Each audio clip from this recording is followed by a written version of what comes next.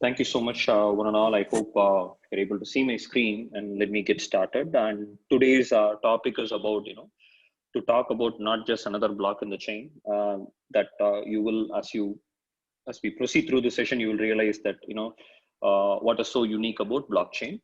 First of all, I would like to also declare that I'm not going to be talking about cryptocurrencies. I'm not going to be talking about the Bitcoin volatility. I'm not going to be talking about Elon Musk $1.5 billion investments. I'm going to talk about blockchain from the perspective of leveraging it in the application context as to how we would be able to leverage blockchain from a transactional purpose for being able to deliver new age data products.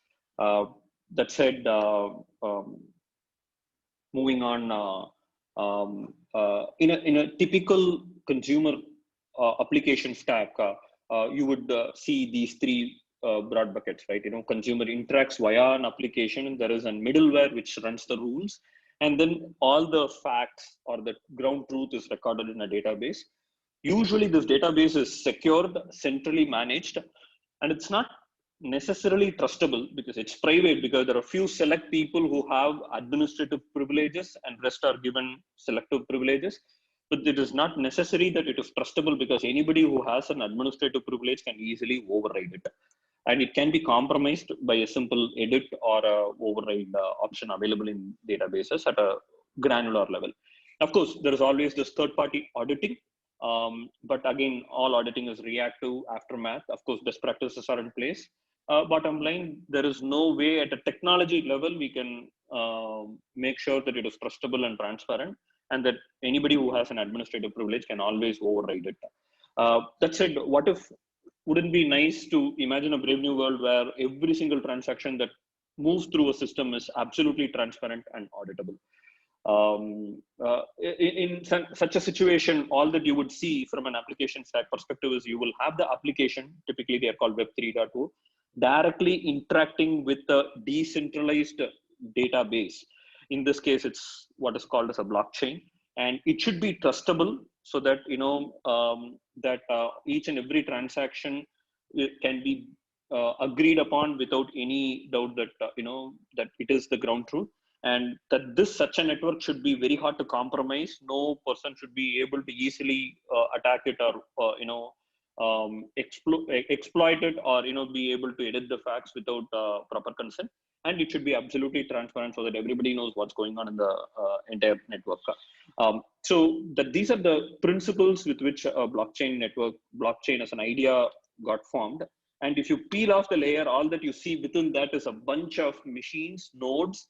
You can think of nodes as machines running the blockchain software, as simple as that, right? And it has a bunch of rules. You can have a more complicated, overloaded word called protocol, right? These new nodes, which run the software respective to a blockchain process, runs based on a certain rules. That's called protocol. They know how to communicate to each other, how to validate, how to assure transparency and enable trust. That this is all that happens beneath the scenes. And in this session, we are going to talk about how these nodes as a collective setup works in a decentralized fashion. And we will also be looking at how to program this blockchain, how to integrate a real application onto a blockchain. But there are three pending questions before, in order to understand blockchain a little more in detail. We might want to understand, how is trust established between these nodes? How do these nodes know to talk to each other and agree on a certain fact? And why is it too hard to compromise? Why is it not just easy to attack a bunch of nodes and take over the information or override the information? How is the transparency achieved? So these are the three things that we're going to attack, approach first, talk through in detail, and then, walk you through a particular demo, right? And as we mentioned, and these are the three things that make the blockchain tick. The trust that is based on consensus, and that a fact that it is very hard to compromise, and the transparency that a blockchain network can provide. These are the three key principles with which blockchain operates. And in this session, we will be talking about a little more in detail of each of these things. When we touch upon trust based on consensus, right? There is a protocol in place, or a process in place called proof of work, that ensures that this trust is established. As we talk, this is getting outdated. there is a new kid on the block called proof of stake. It's been around for a couple of years and it's getting materialized, at least in the Ethereum world of blockchain. But I think to understand proof of stake, it's important to understand proof of work. And to put it simply, it's very easy for these nodes to be able to talk to each other and agree with each other. There is usually a process required to agree. In a monolithic setup, right, there will be always this big machine which has has complete control over how to update a fact to a database. In a distributed setup, you will have a master node or a secondary master node, say something like a Spark, right? You will have a master node, secondary master node that will take care of collecting the transaction, approving it, and then persisting it onto the data layer. But in a decentralized setup where each node has a fair chance of validating a fact, say, for example, Karthik knows AWS is an information that is coming in. Any of the nodes should have a fair chance of adding it to the data layer by validating it using a certain process. That we need to do it in such a way that it doesn't narrow down to one node always, and it makes it all the more hard to compromise, because anybody from outside will never know which node is going to finally control the validation, because every node has a process through which it can bid for validating a block or validating a fact and then create an entry into the blockchain. So this way, this decentralized setup allows for a fair competition amongst each of these nodes to document a fact, and thereby makes it hard to compromise as well, because there is no single node controlling the documentation of fact all the time. So, and this process is called, the protocol, the consensus protocol that is leveraged to drive this decision or ownership amongst the nodes is called proof of work, and the process is called mining.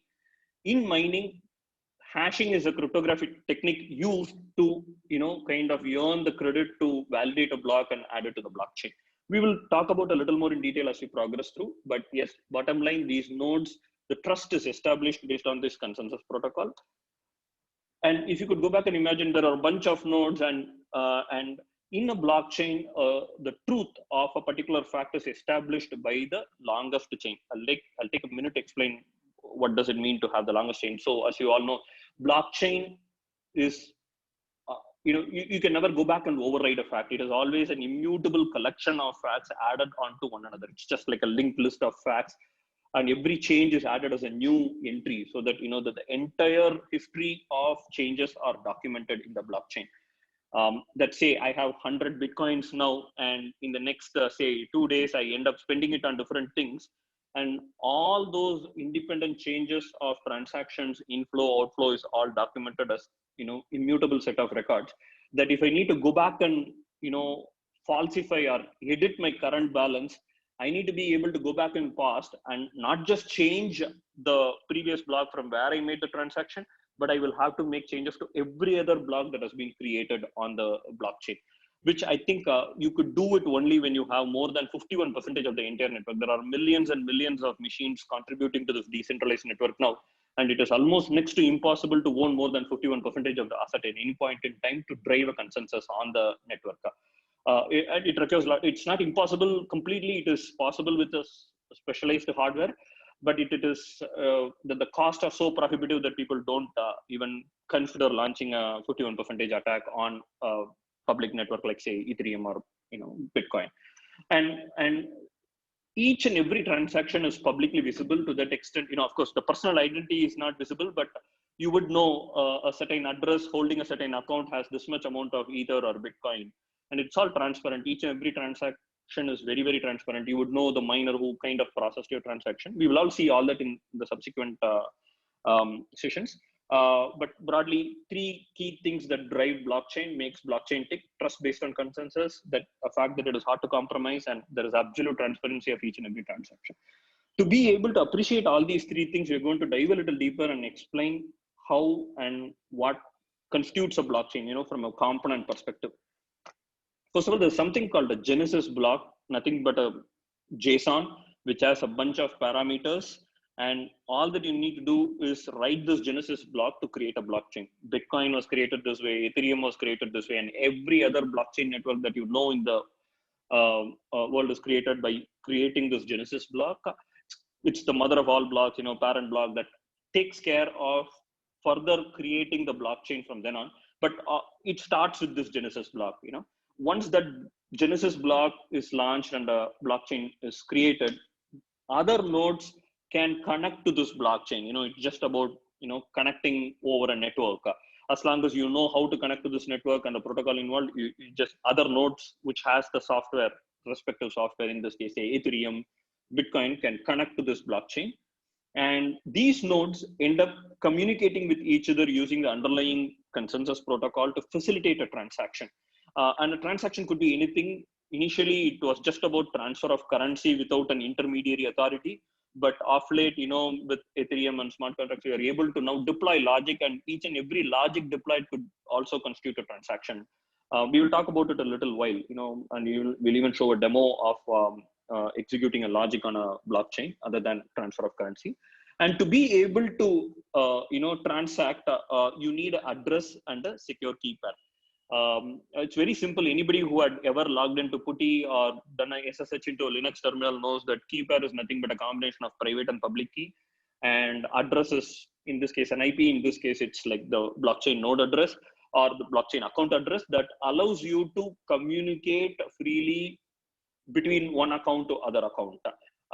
So address and a key pair are identities that allow you to transact on the network. And crypto wallets are wallets that allow you to store your account balance, address, and key pair in a secure way. And this wallets allow you to transact between different nodes as a part of the process. We will even show a quick demo right after this talk. But bottom line, you've got the Genesis block, you've got nodes attaching to this blockchain, and these nodes facilitate transaction, and all you need is an address and a secure key pair. A crypto wallet can help you store the account balance, address, and secure key pair required to transact. Coming to the core part, DApps, decentralized apps, run directly on the browser. In fact, wallet is itself a specialized decentralized application that allows you to interact with the blockchain directly. But just taking a step further, from an application perspective, decentralized apps allow you to build a functionality that will leverage a crypto wallet to drive a transaction between the nodes. As you know, YouTube is full of cats, and blockchain is no exception. The most popular DApp on Ethereum when it was started was like, it's CryptoKitties, where you can buy and groom kittens. And in fact, I think once Ethereum crashed or delayed all the transactions due to the volume of trade that was happening there. But jokes aside, DApps are decentralized applications that will allow you to leverage a wallet to launch a transaction directly onto a blockchain. The beauty here is there is no middleware. There is no central point of authority trying to validate. Everything is taken care of at a protocol level by the blockchain, irrespective of what the blockchain is. And DApps can have logic codified within them and can transact through the wallet onto the blockchain and record immutable history of transactions that are happening through the DApp. And what is interesting is the DApps can directly access the blockchain APIs through respective libraries. And as and when these DApps make a transaction, it is all verified by consensus, so let's say proof of work by using mining and hashing. We will talk about it in a little more detail in the subsequent slides. And once a transaction is verified by a node and a bunch of nodes, and all these verified transactions gets added to the block. So right after the first block, Genesis block gets added, every other transaction that is sent through the network is added subsequently with a link to the previous block. And it creates an immutable history of blocks as and when each and every transaction passes through. And as you can see, when nodes validate, each and every node has a copy of the entire block, which makes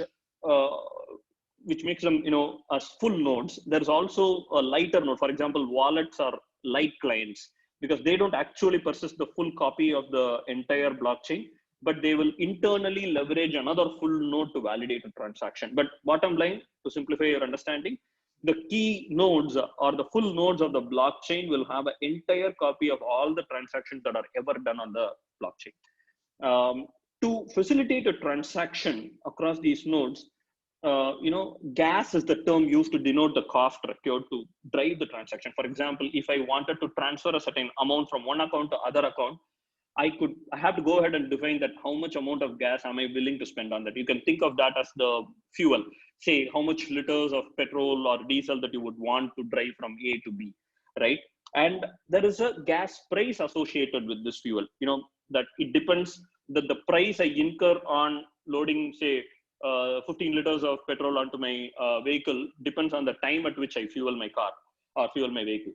So very similarly here, you could think of as a blockchain, serving the request for a cost, and the amount of gas that I'm willing to spend and the price that I'm willing to pay for it is directly proportionate to the speed at which my transactions get processed on the blockchain. And it is also important that we need to make sure sufficient amount of gas is spent on complex transactions so that nodes that are processing the transaction don't run out of this fuel called gas. Just terminologies for you to familiarize with. Bottom line, for every transaction to go through, for any transaction to go through, you got to define the amount of gas you're willing to spend and the gas price that you're willing to pay per unit of gas. In Ethereum, you'll probably be paying it in Ether. In Bitcoin, you'll be paying it in Bitcoin, etc. And here is the most interesting part, where each nodes, people who have nodes with the full, who have the entire blockchain in them, who help validate this transaction through the consensus protocol, in this case, say proof of work, running mining and hashing. After they succeed in adding a block of a certain size, say I think in Ethereum or in Bitcoin, once a node or once a miner is the term that is used for people who have nodes, who have the software and are participating in this consensus protocol, successfully validates around 1 MB of block and gets added to the blockchain, they get rewarded in their respective cryptocurrency. So the moment I'm able to validate 1 MB of block and add it to the blockchain, I probably get 6.5 Ether or 6.5 Bitcoin deposited into my crypto wallet. So this is how miners are incentivized for validating the transaction. The key thing to note here is each node that is part of the network has a fair chance of validating a record, which makes it hard to attack, which makes it, a completely decentralized peer-to-peer network for processing data operations. That said, we're going to look at a very, very simple example so that, we kind of demonstrate how this works. In a typical banking application, you go to a banking application, and then you probably are trying to transfer from one account to another account. And then behind the scenes, there is a server intercepting it, validating my balance and validating the receiver's account, making sure that the transfer is done, oversees it. And once the transfer is done, it updates the database. And like we said, this database can at any point in time can be compromised, or the server and this logic can be hijacked at any point in time because it's all central. But keeping that aside, how would it look like in a decentralized application, say via a wallet decentralized app? That all that I'm going to show you is open a crypto wallet called MetaMask. That's the popular one there, and I'm going to attach it to a test blockchain network called Ropsten. And if I don't have enough balance, I will try to get 1 Ether from test faucet. There are some generous enough setup available where for people who are trying to play around with Ethereum, especially, you could go to this test faucet and ask for some Ethers to play around and develop your local code. And from one account to another account, I'm going to initiate a transfer, transparently monitor the status, and wait for the transfer to be done. And what you will appreciate at the end of that is that there was no single authority in between. There was no bank or a server trying to validate my transaction, and everything is taken care of publicly, transparently through the blockchain network. Now let's look at it. So let me just keep moving here. As you can see here, so this is the MetaMask plugin that I have on my browser. I use Brave browser, which is again very, very compatible to blockchain.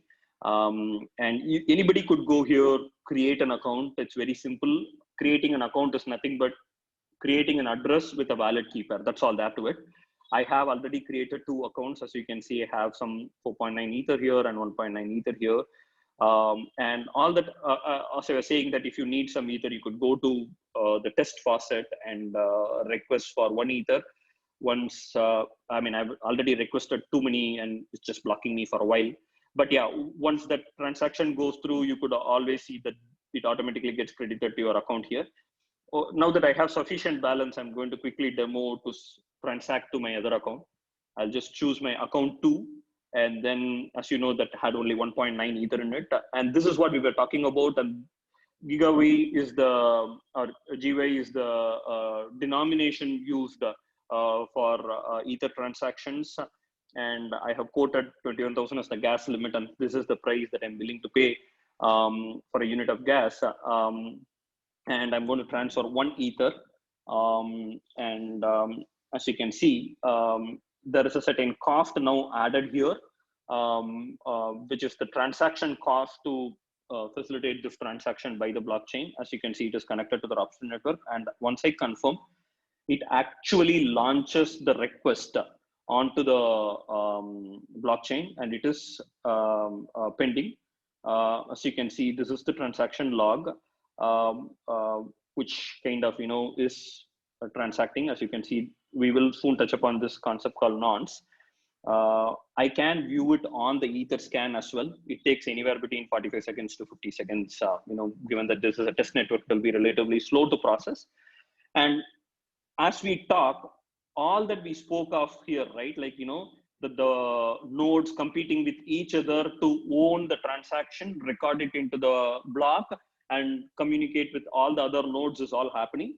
And once a node succeeds in adding it to the block, every other node agrees to that, the block is finally added to the blockchain, and it will be publicly refreshed here. And as you can see, once the money gets transferred, it will get automatically reflected here. As you can see, 1 Ether has been subtracted from my account, and 1 Ether has been added to my account 2 here. And as you can see, the block has been successfully added, and I can even look into the block specific details. As you can see, this is the from and to account.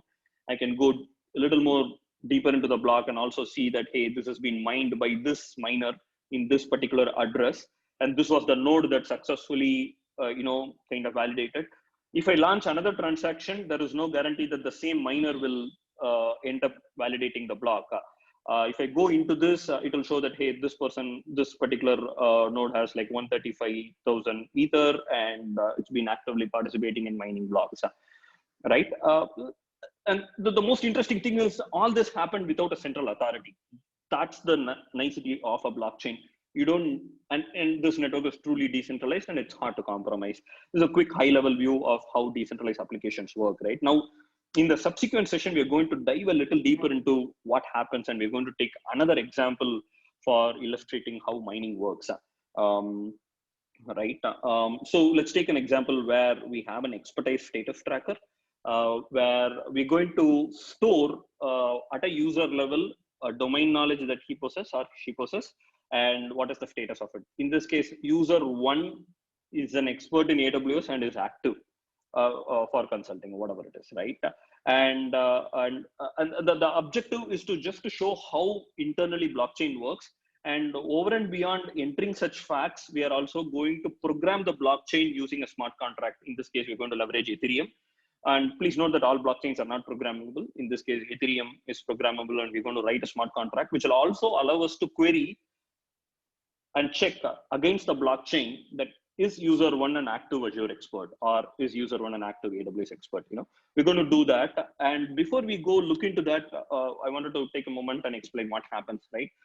As I enter this input, you can think of a simple visual interface through which I key in user 1 AWS active. It receives and it is dissipated to all the nodes of the blockchain, right? And once all the nodes receive this input, right, they start this process called hashing. And it's important that you understand this parameter called difficulty that is set up as a part of the Genesis block. Difficulty parameter defines the complexity involved in mining a block. Just take it from me at this point in time. We will go into a little more of detail in the subsequent slide to explain how the difficulty pans out into the hashing process. But bottom line, once these nodes receive the input, they are starting this process, called mining. Within mining, they are trying to create a hash. As you know, in cryptography, hash is nothing but, a summary of all the text and numbers put together in a condensed form. And there are algorithms for it. You might be very familiar with SHA-1. You might be familiar with MD5. That such algorithms can be run to create a condensed version. It's a one-way thing. Once the input is converted into a hash, it cannot be deciphered back. And but for a given set of strings, the value generated out of the hash is always the same. So that's all there to hashing is, you might all know from cryptography. Difficulty defines the limits of the value that you can generate in a hash. As you know, blockchain creates a hexa, hash that is all hex based. Say difficulty, if you say define as 1, right? Then the hash generated has to start with 1, 0. I'm just simplifying it here a little. But bottom line, difficulty, if it is 5, right?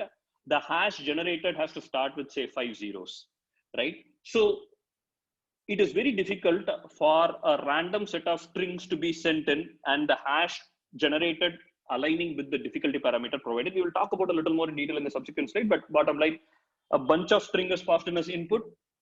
All nodes receive the input and the miners start this process of mining, and within which for the given input string, hashing happens, and hashing has to align with the difficulty parameter. So if the difficulty is 1, the hash generated has to start with 1, 0. So each of the nodes will keep on mining, keep on hashing up until the difficulty parameter is met. And the first node that successfully creates a hash that aligns with the difficulty parameter will say that, hey, I have created the hash that aligns with the difficulty parameter, and that node will transmit it all to all the other nodes in the network. And all the nodes will verify, because it's hard to create, but it's easy to validate, because every node knows the difficulty level, and all that it needs to check is, hey, difficulty is 1. So, hey, does this hash start with 1, 0? I'm just simplifying it here, right? And once all the nodes validated, the transaction gets added to the block. All the nodes stop trying the hash again because it's all validated. And the miner who successfully validated, created the hash, validated the block, would get incentivized as long as that person, that node has sufficiently added blocks of a certain size as agreed on that blockchain network, right? So this is what happens. Nodes receive the input, they start the process of mining, create a hash. Once the node that creates the hash aligning with the difficulty level transmits it to all the nodes for verification, consensus is achieved across all the nodes by verification, the node, the transaction gets added to the block, and the miner is incentivized. This is how mining works, and we are going to dive a little deeper and actually see why is hashing difficult, and what happens when each node tries to mine a block. I'm going to dive deeper into that and see how it works. There was an excellent blog article by this person called Daniel Flyman. He kind of used Excel sheets to explain the idea of mining. I'm just leveraging it from that, and I'm trying to showcase it to you. Here, as you can see, the very first input that we send is name is user1, value is AWS, status is active, this is block 2. Let's say the Genesis blocks hash is the previous hash, and then this is the timestamp at which this block is created, and a certain hash has to be created. And as a part of the process, each of the node that is trying to guess or arrive at the hash using a certain algorithm, say MD5, is trying to guess this random parameter called nonce. Because given any string, it is it's next to impossible that the hash generated out of the provided input will always align with the difficulty. In this case, say difficulty is set to 1 and it should always start with 0. So each of the block is doing permutational iteration to arrive at this random string that it needs to add to the input to arrive at the hash that aligns with the difficulty parameter, right? And this is what we're going to simulate in an Excel sheet here. I hope you guys are able to see, right? Initially, there will be nothing here. As you can see, without the nonce, just one second. Without the nonce here, the hash starts with A.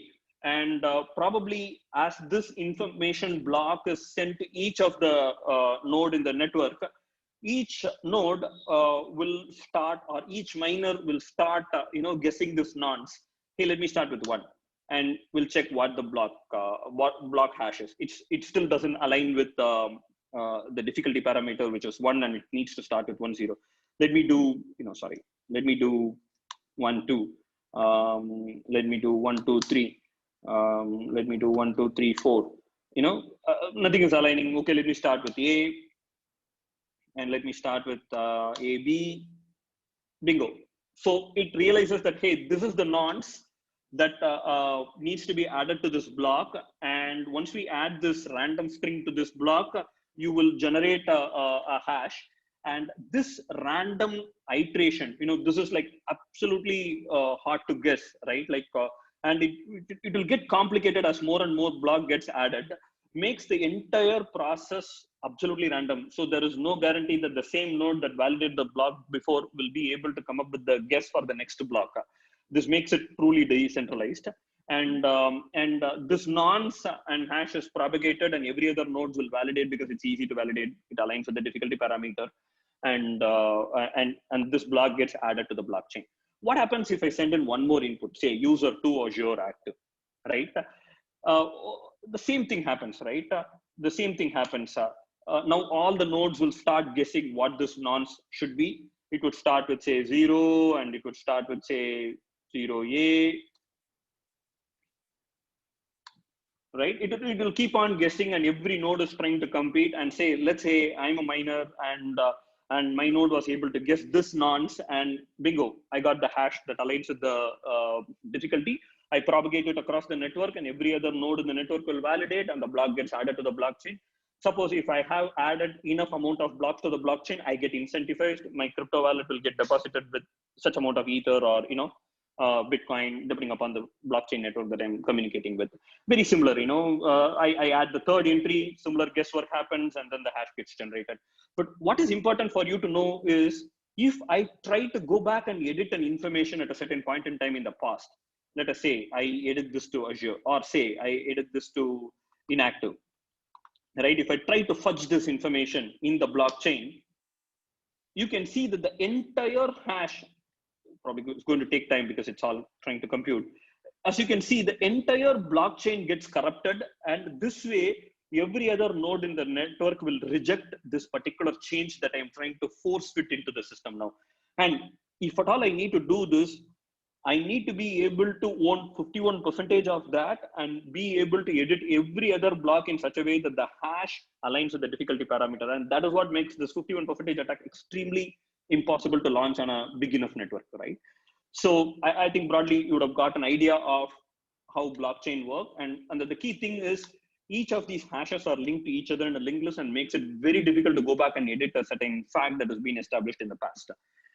And this is all that happens in a blockchain, irrespective of the network, right? This is all that we're trying to do. And this is how proof of work works. And there is an altogether different way how proof of stake works, which we will probably touch upon at a high level later. I'm going to probably, in the interest of time, we've spent good 30 minutes into this. And I'm going to quickly show another demo of programming the blockchain using smart contracts. We're going to take Ethereum as an example. And Remix is an integrated development environment like NetBeans and whatnot for Java and say PyCharm or Python. Remix is an IDE for programming the blockchain. It kind of looks like this. We're going to quickly look into that. It's very simple. You don't have to log in. It just is a browser-based interface. Behind the scenes, it's a light client, right? It doesn't own a full blockchain in its memory, but it internally communicates via another full node called Infura, managed by the service provider called Infura. And Infura owns the block entire, it's the full node. And for every transaction that we will do via the Remix, it kind of, when we want to interact with the real blockchain, it goes via Infura and, does the processing. But bottom line, it's a nice GUI browser-based environment to be able to create smart contracts. Smart contracts are nothing but logics that can be added to the blockchain and can be interacted with. And in this example, we are going to create the smart contract for this expertise tracker decentralized app that we just spoke of, right? We'll be, creating a little bit of a code, just a 10-line code that will be able to receive an input, store it in the blockchain. But before we store it on the blockchain, we are going to show how the local development can be done on this.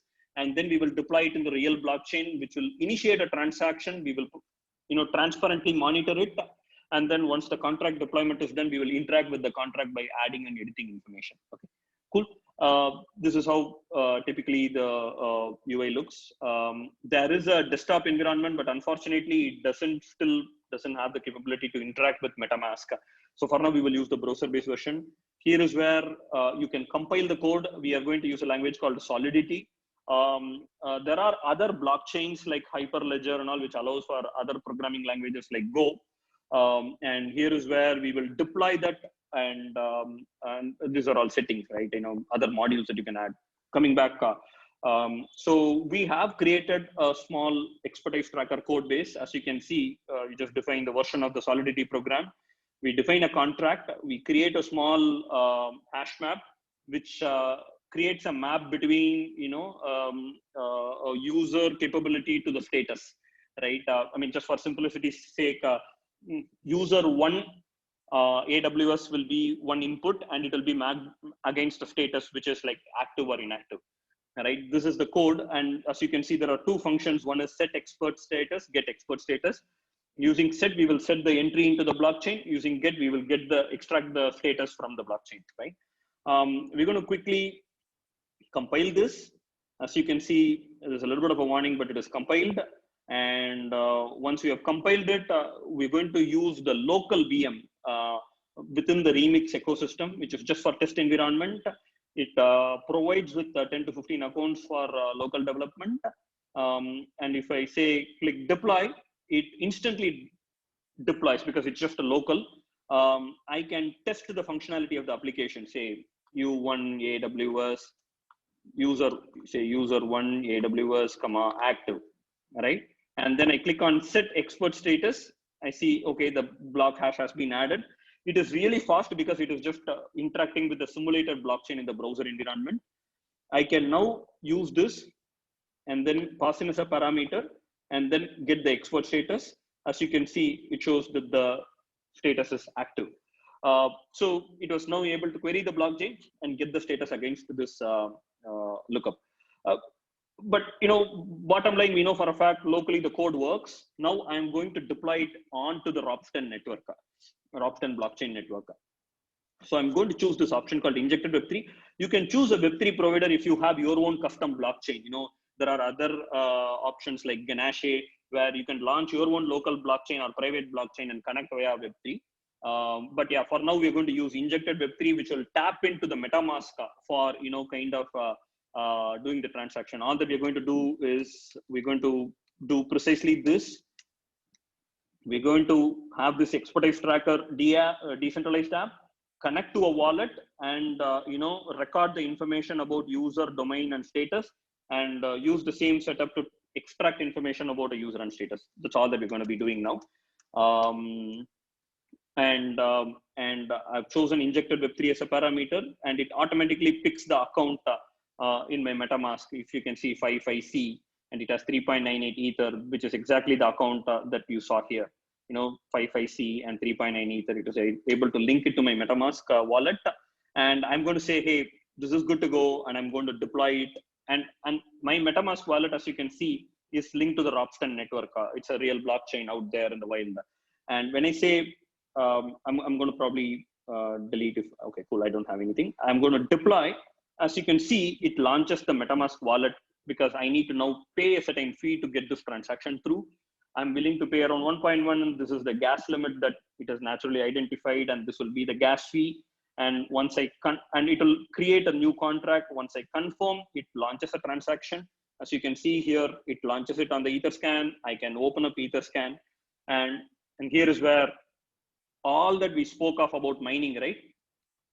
This is exactly what is happening. All the nodes would have received the input on the contract, right? We are now deploying the smart contract. As much as every transaction is, even the smart contracts goes through the same process. Now the miners are trying to identify the hash for the smart contract.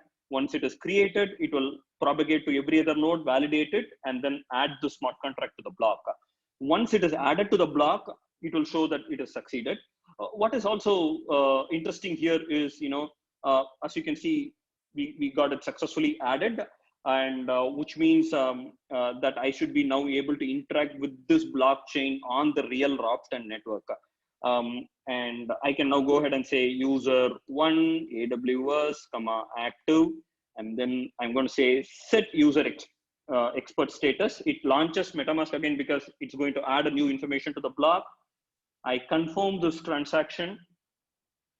As you can see, this is the address of the contract that we created, and it is naturally, transacting it for the contract against which we're trying to enter this information.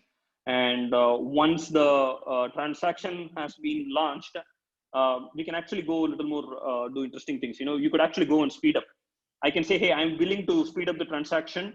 I'm going to pay additional Ether gas price, to make it happen, and probably it will get added to the transaction cost, and it will kind of speed up, incentivize the miner a little more, and prioritize my transaction over others. But that said, you can still go to the Etherscan. It's all publicly visible, and you'll be able to see that the transaction is getting mined, and once it is getting mined, it will get added to the block. And that is what we will see as a status. As you can see, once this particular information has been added to the block, I get a notification that such and such block has been added. As you can see, there is a block ID, and you will know this block got created and it was mined by this user, and this person has like 4,700, Ether, etc. But that said, this is how simple it is to interact with the blockchain. Unfortunately, I don't do much of UI, but if you can build a good UI application, you can build a nice interface for any functionality and directly tap into the blockchain APIs without any middleware to store and retrieve and process logic. And what is interesting to note is, say, now I do this and I say get expert status. You can see it is just a call, and it doesn't actually demand a transaction on the blockchain, because as you know, that Remix interacts with the full node, and the full node would have a copy of the information that we have added to the block. So it doesn't have to go through a transaction. It will just look up into memory and look up against the smart contract and this variable and get the status. So whenever you're trying to add information, modify information, is when a transaction is required. Everything else, if it is internally available in the node's memory, it will directly retrieve it from that without a need for a transaction or a transaction cost. This is at a high level, how blockchain works. We saw a good demo of, deploying a simple expertise status tracker. We were able to persist information. We were able to retrieve information. The thing is, the moment I say inactive, it doesn't go back and override the block. It actually, if I launch this, it ends up adding a new block to the system, and it doesn't go back and edit the, so it's an altogether new block. So the block that we created in the past remains as is, and this ends up creating an altogether new block, makes the blockchain completely immutable, right? So this is broadly how, blockchain works, and there's a lot more to it, like, a lot more nuances involved. Solidity by itself has its own nuances, but we're not going to go into details. Just wanted to familiarize you guys with the idea of programming the blockchain and the potential that it could do, right? Like, we were able to transact without a middle authority. We were able to, deploy logic, transact again in a decentralized fashion. So that the possibilities of new age applications is enormous. And to summarize, what's next for blockchain is, as you could see, there is a little bit of latency involved in launching a transaction to processing the blockchain. Processing the block. So the slowness in transactions needs to be fixed, and if blockchain as a preferred platform needs to be considered against all the current incumbent technologies, it needs to really speed up the rate at which it can do the transactions. And as you can see, every miner in the network tries to process and arrive at the hash, which leads to a huge amount of lost power. And that is the reason you see people, there's this new kid on the block consensus protocol. At least in Ethereum, they're moving from proof of work to proof of stake. I'll leave it at, you can go back and, with the understanding that you have of proof of work, you can go back and read about how proof of stake works with validation chains and other nuances involved. But another interesting thing that is evolving of late is a lot of consortium blockchains, a group of dependent business groups coming in and creating blockchains for themselves in order to transparently communicate status of upstream, downstream transactions. As you can see, Ethereum Enterprise Alliance is the most popular of one. R3 is leveraged in banking, Hyperledger, TradeLens for supply chain, and quite a few of them for different business objectives. Where there's even I think recently I saw Coca-Cola investing with all the vendors upstream, downstream, leveraging their blockchain for supply chain to transparently communicate on demand and supply statuses. And put together, there's a bunch of technology terms that you might want to familiarize yourselves. There are different blockchains, say Bitcoin, Ethereum, Hyperledger. One interesting thing is Hyperledger kind of a blockchain platform allows you to create your own consensus protocol. Unlike in Ethereum takes care of arriving at the consensus. In Hyperledger, you can even define your own consensus protocol. For say in Ethereum, right? Like there are different blockchain softwares or nodes. You can say you could download any of these software, download and run it and participate in the mining activity. Most popular being Geth, which is a Go-based blockchain node. You have Parity, you've got Pantheon, and then you've got this new age browsers that has the ability to have a crypto wallet and directly interact with the blockchain. Brave, that I use, is one of the example. MetaMask is a crypto wallet that you have. Solidity is a popular programming language, but if you want other programming languages, Hyperledger allows you to program in Go. You've got Remix as an IDE. Web3 and Ed.js allows your decentralized web applications to directly interact with the blockchain. And there are a lot of frameworks that you can, on a click, deploy the structure of code that you require, and then iteratively do test-driven development for blockchain as well. Truffle is the most popular of one, and you could do the application development using any of the popular front-end application stack. And you could use Webpack, Browserify, NPM kind of package managers to manage your dependencies and packages. That I believe I would like to pause here, and I hope this gave you an overview of blockchain and what it is to transact in a decentralized network, and what's next for blockchain. I'd like to pause here and check if you have any questions. We've got a good 10 minutes. And right after this session, I'll also share a small quiz so that you could participate and share your understanding out of the session. That's it. I'd like to pause here and check with you guys on, if you've got any questions.